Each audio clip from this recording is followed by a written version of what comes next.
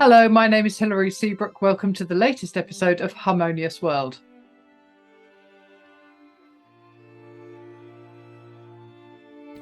For this episode, I'm joined by Matthew Detrick, who is the founder of Apollo Chamber Players.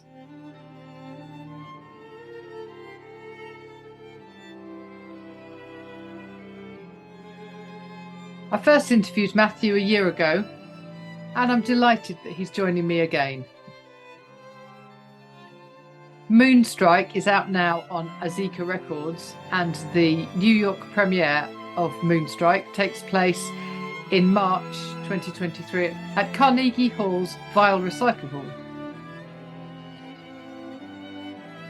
Moonstrike features works by Jennifer Higdon, Jerod Tate, and Pierre Jalbert.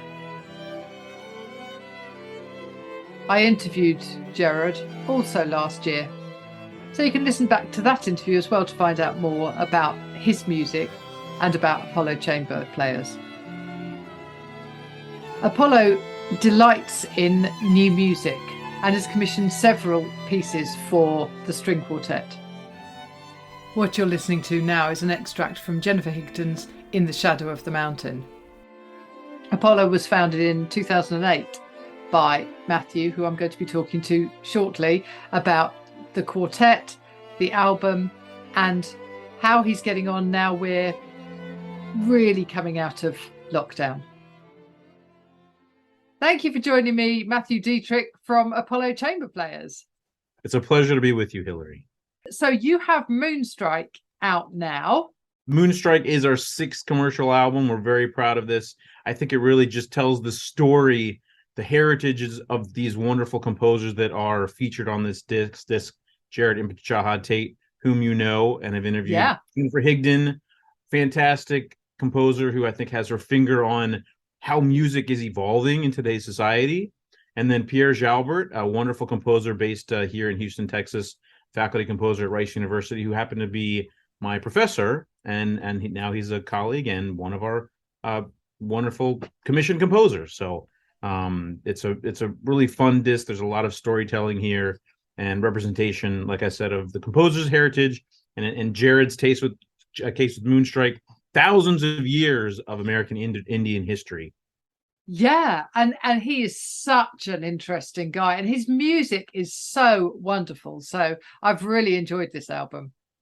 Thank you. And of course, we can't leave out the wonderful narrator guest astronaut, John Harrington, who lended his voice and his dramatic mystique to the narration of the Moon Legends.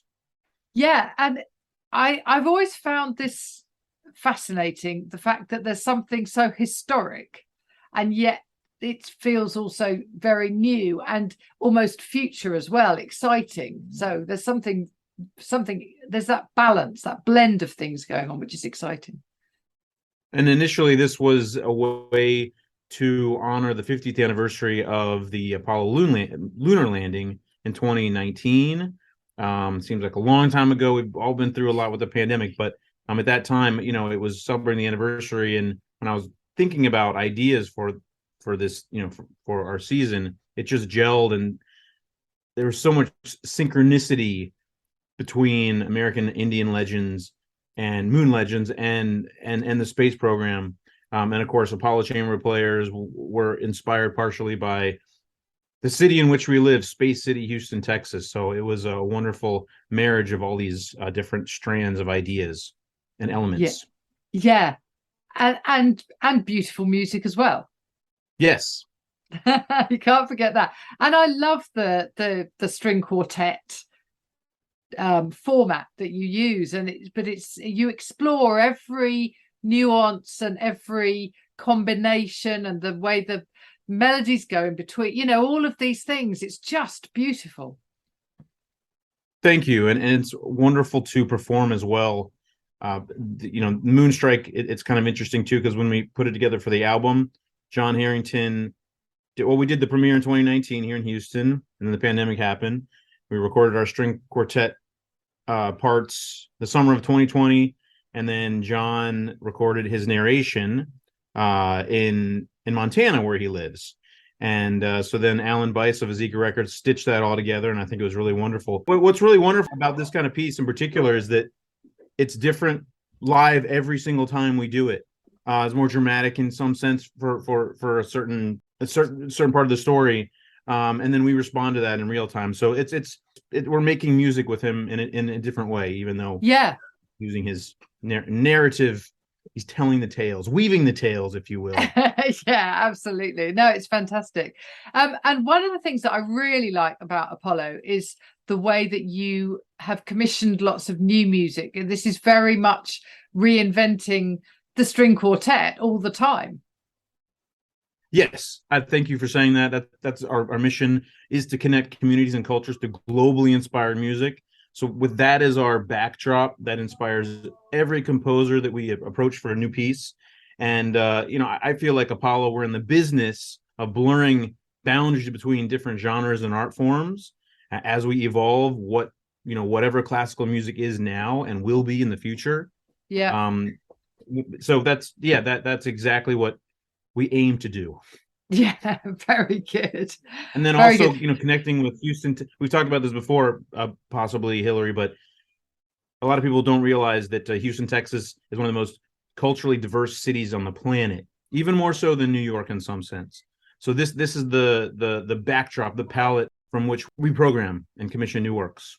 Yeah, which is stunning, isn't it? It's so amazing in the world in which we live to be doing something where you are actively embracing diversity. You're not just kind of apologizing for it, or we're not also sticking it in as sort of a placeholder in a concert of the greats. I mean, we love playing Beethoven, and we just did a concert of band music works last weekend with a Afghani rhubarb performer and new commission that will come out in a couple of years on an album.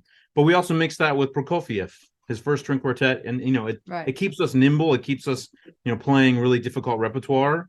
Yeah. But I think also we look at what's going on now, and if there's a connection to the past, which there usually is, then we bring that into the program as a whole. So it's kind of a holistic approach. At the start of this podcast, I'm playing the Jennifer Higdon part of that in The Shadow of the Mountain, which is inspired by Cold Mountain. Is that right? The book. That's correct. Well, it's loosely based on her opera as well, so it shares some of the same DNA. And what she did is she used some of those elements and strands from the opera to create this string quartet. So it was very interesting for her to come from like a macro sense and then bring it to a micro sense of a string quartet. And I think it works wonderfully too, because, obviously, like you said, the string quartet, it is such a personal medium. And so I feel like the piece has an even more emotive quality. And in some sense, it's more challenging technically for us to play because of the fact that she, it came from something larger. So it's a wonderful piece. Like I mentioned before, I think Jennifer really has her finger on how people listen to music these days, and how our sense of music is evolving. The piece is 16 minutes long, and it also is evocative, as you said, of where she grew up in Appalachian Mountains. There's some stormy elements. There's a storm scene. There's also some very heartfelt scenes in the beginning, towards the beginning, and then the end. And then also there's some really wonderful kind of juxtapositions of color and kind of mountain mistiness that she evokes in our string quartet instruments. Yeah. And I'm going to finish the podcast with some of Moonstrike, because that's great. Jerod Tate's, and that's the sort of almost raison d'etre of the album. But at this point in the middle, I'd like to play an extract from Pierre Jalbert's L'Esprit du Nord, Spirit of the North.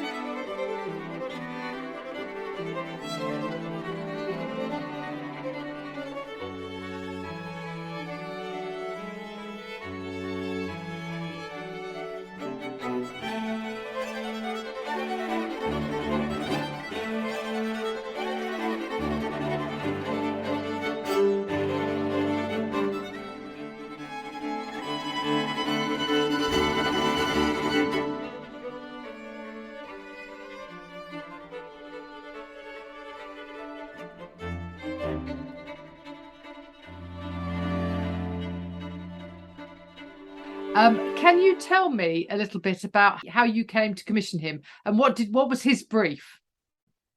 My brief to him and to most composers is we have a little bit of a germ of an idea, and I find that it's very helpful to ask a composer about their heritage. Would they like to write something inspired by their heritage? In the case of Pierre, he had never really done that. He's French Canadian, and he was born in the States, but his parents were born in Quebec. So that's a very important part of who he is. And he's never explored that in music before. So this was kind of a challenge for him. He actually did some field research in Quebec, I think the summer of 2018, and found these really wonderful French field recordings that he integrates into the commission, actually. And I think it's very fascinating too. In the first movement, I'm not sure what you're going to play here, Hillary, but the first movement is a theme and variations, and I thought that was just a perfect choice to kind of extract, play the original field recording and then kind of extract different elements from that in his own musical language. And then of course the second movement is based on this religious hymn. It's very heartfelt. And then the last movement is kind of a jubilant folk dance and fiddle dance. And that's something that I'm very familiar with. I grew up, my family, we did programs. My father's a minister and a guitar player. He did the folk side, the coach class music, and then my mother was the classical side of the first class music, if you will, with violin. And then I have two younger brothers, and we would do programs all the time, mixing hymns and spirituals and classical music, Bach and Beethoven and Mozart, and also fiddle music. Right. So I didn't even give him that charge, but he came back, he brought this piece back to us, and it was just a kind of a wonderful kind of coming home for me as well. Some elements of my childhood. Yeah, I love the fiddle dance, and I think that might be what I play at this point. Okay, so. Yeah, that's great. Yeah, no, but yeah, brilliant. Okay, so, and obviously I'm going to finish with an extract from Moonstrike. I can't play the whole thing, but just a bit of it. What do you think is the piece? Because it's a collection of pieces that fit together. What do you think is the single piece that sums up perhaps Jerod's intention? I think the man that married the moon, the second movement, is kind of the heart of the commission. I mean, it begins with the prologue and epilogue. I have this Calusa corn dance that's I think sets up things well and finishes things well, like bookends the piece. And then the middle movement, the man who married the moon, I think it's a very evocative story, and the way Jerod uses text painting, I think, is very fascinating to kind of elucidate and describe what's going on in the story in a way that I think is also evocative of kind of what Prokofiev does with Peter and the Wolf. I mean, one of the special things I think about this commission is that there's not a lot in that space at all for string quartet and narrator. So as we expand and more people get to know the piece, I think it works just as well for children and families as it does for an audience in Carnegie Hall, which will be performing March 9th in Carnegie Hall, our Moonstrike commission, actually everything from this disc. So we're really looking forward to bringing this to the international stage at Carnegie Hall. Absolutely. Carnegie Hall, I mean, this is huge. So that's amazing. It's wonderful. And it's going to be a great concert and a great collection of these pieces. But thank you very much for joining me once again, Matthew. That was my great. Pleasure, Hillary, and thank you for what you do and bringing our music and others' music to the world. So yeah, thank you so much, Matthew. It's really good to talk to you. You're welcome. Thank you for joining me once more for Harmonious World. What you're listening to now is the first movement of Jerod Tate's Moonstrike. This is Origin of the Moon. I hope this finds you well, and I look forward to speaking to you again soon. Long ago, when the world was very young, the moon was a plaything of the animal tribe of people. One day, Coyote spoke up loudly to Antelope. Let our sons go out and learn how to steal the moon. When the 8 young sons reached the open space where the animal people were rolling the great round shining ball, they hid themselves at one end of the playfield. The animal people knew that the boys were coming to steal it. They rolled it towards the boys, certain that it was too heavy for anyone to take away. But the Coyote brothers, one at a time, rolled it home.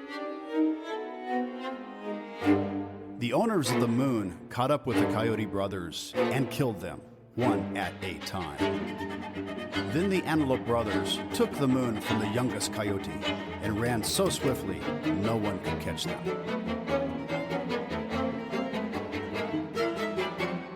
When they reached home and told Coyote that his sons had been killed, Coyote cried loudly.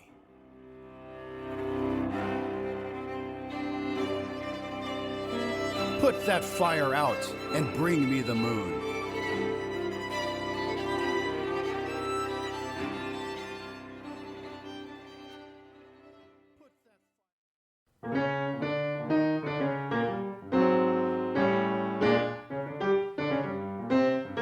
Thank you for listening to the latest episode of Harmonious World. My name is Hilary Seabrook, and it's a great delight to bring this series of discussions with musicians and composers and writers and all sorts of people to you. Obviously, there's no point in having a podcast if people aren't listening, and I'm very grateful to my listeners for doing so. Thanks also to Joe English for composing and performing this new theme tune. So wherever you get your podcast, you can leave a review. You can share this with your friends and family, either as a link or on social media and that sort of thing. I'd be really grateful for that. Don't forget that you can subscribe now. There's a link wherever you get your podcasts. So have a great week, and please remember why I started this, which is just to try and make the world a little more harmonious. Thanks for listening to Harmonious World.